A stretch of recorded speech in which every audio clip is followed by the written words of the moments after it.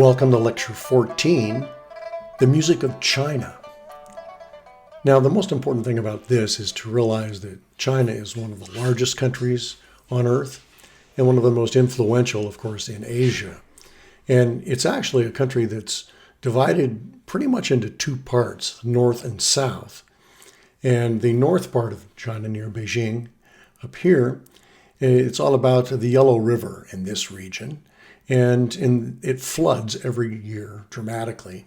And mostly this region is made up of grain farms and great fields for agriculture, and of course now tremendous businesses. In the south, along the Yangtze River, this is more of the tropical section of China, and where rice fields are very important. So when we talk about China, we are really looking at 5,000 years of history and some of the greatest music that's ever been played and invented, and one of the most ancient cultures on the planet. And I'd like us to begin by seeing the East-West connection between China and Europe and the Middle East. And so we have the East-West trade routes. The Silk Road, which was Rome to China. If you can look on the center map, we see in red the Silk Road. These were trade routes that were developed after Alexander the Great conquered most of Persia, Arabia, Egypt, southern Europe, and into northern India, and basically stopped there. And what was interesting was, after that, then all the peoples along this trade route contributed to mixing cultures. And along with mixing cultures, of course, was the exchange of instruments.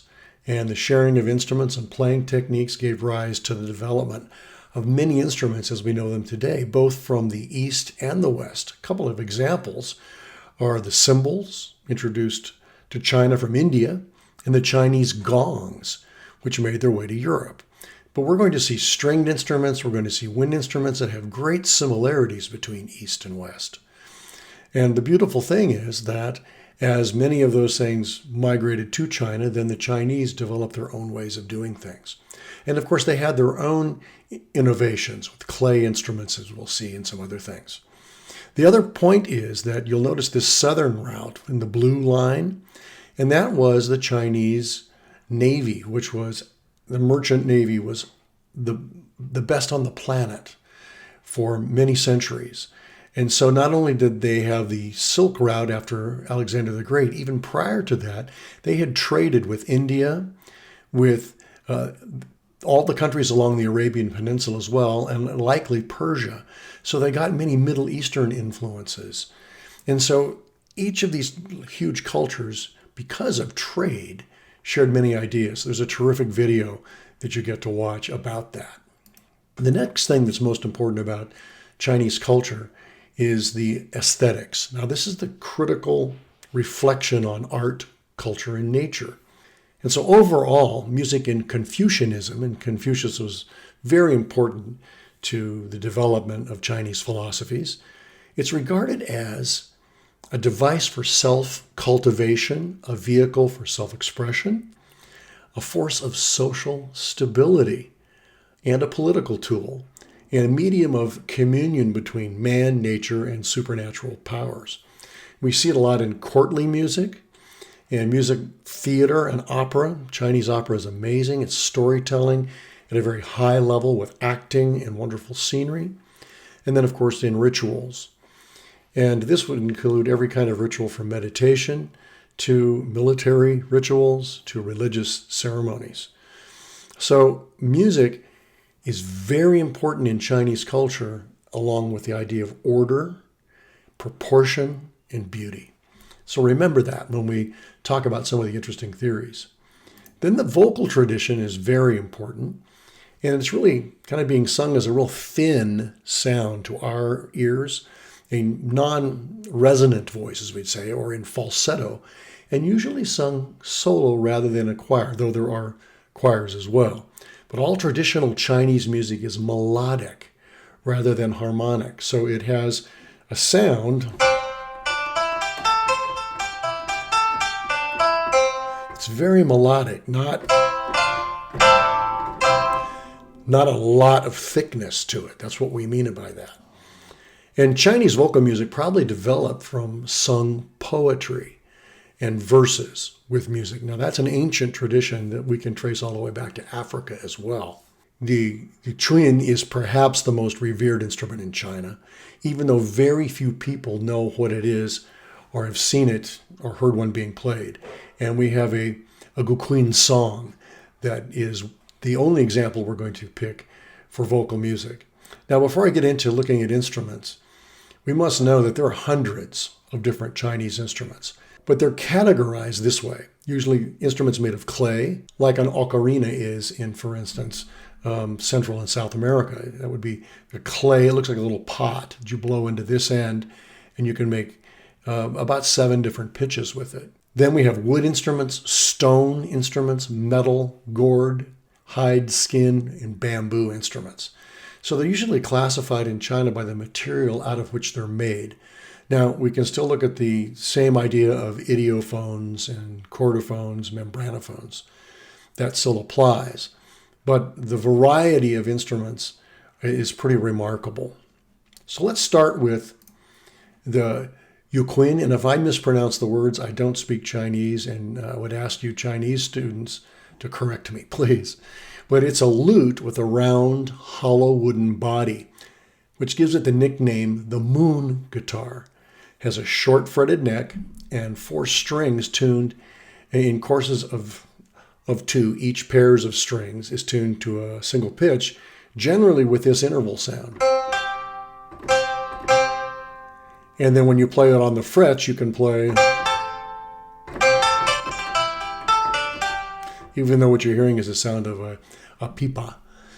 So it probably had some origins in the Middle East or along the Silk Route from Greece. We can see these instruments going all the way back to Africa, but it has this lute-like sound. And there's a beautiful video that we have that does all of these instruments. You don't have to toggle between different videos. There's just one video for all of these instruments with really good explanations and examples.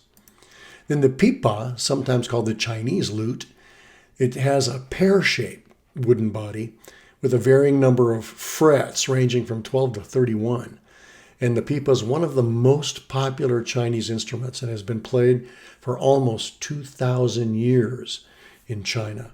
An absolutely beautiful sounding lute-like instrument.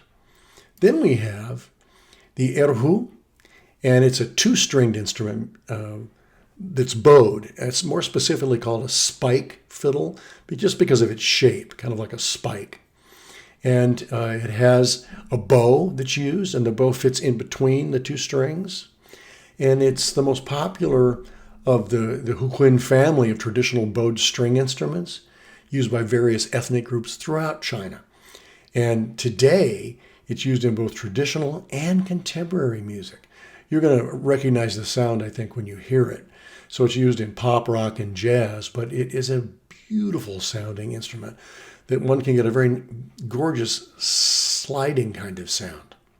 And then the yunlo literally means cloud gongs or cloud of gongs. Now, sometimes originally they were set in just like 5 of them and held in a hand, but they're usually a set now of 10 small little gongs mounted on a wooden frame, and they change pitch because of the thickness of the metal. And they're usually equal in diameter, but that thickness, like I said, produces different sounds, often used in wind and percussion ensembles in northern China. There's a great example on the video of that. Then the sheng. And the sheng is one of the oldest Chinese instruments, and we have images depicting its kind dating back to 1100 BCE, which is a long time ago. And there are original instruments from the Han era that are preserved in museums today.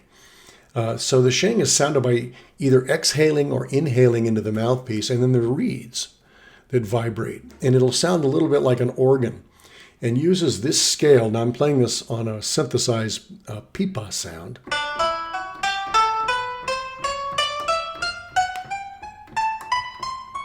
So you get really wide range of sounds, and the player can change pitch by using fingers over holes. A very beautiful sounding instrument and very unique. So it resembles in many ways what we think of as an organ in the Greek culture. And then the dizi is obviously a flute. This is the transverse version, and there's a front style version. And archaeologists have discovered recent evidence that these have been around for over 9,000 years. Flutes are probably some of the oldest instruments on the planet. There are fragments of bone flutes from this period that are still playable today. And there is in central Henan province of China, the archaeologists have found flutes dating back to 7,000 to 5,000 BC that could represent some of the earliest playable instruments ever found. So we think that flutes likely migrated out of Africa all over the entire planet. And think how portable they would be and how easy they would be to make from natural materials. It's a beautiful sounding instrument. And then the zheng, and the zheng or guzheng is a Chinese plucked zither. So there we have the zither again.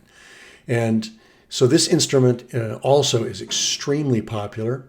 The modern guzheng commonly has 21, 25, or 26 strings. It's about a meter and a half long and is tuned in a major pentatonic scale. Now this is going to sound familiar to you.